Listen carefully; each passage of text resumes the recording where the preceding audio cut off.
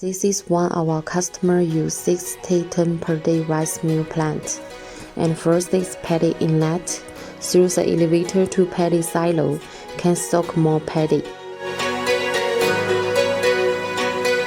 And then through the conveyor transport the paddy to rice mill plant. Through the elevator, transport the paddy to rice mill machine.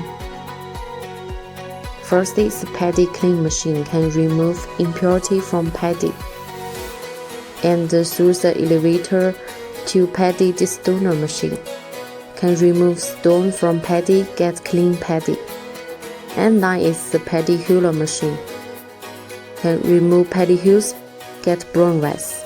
And then is paddy and brown rice separate, can separate paddy and brown rice. And then the brown rice will come to rice mill machine. And the paddy will back to paddy hulls machine. And then is rice mill machine, can let brown rice be white rice. And then is rice grinder machine and rice polisher machine, let the rice surface more smooth and beautiful. Color sorter machine, can separate different color rice and impurity. Rice packing machine can package rice into 5 kilo, 10 kilo, and 25 kilo and 50 kilo. Also includes the bag closer.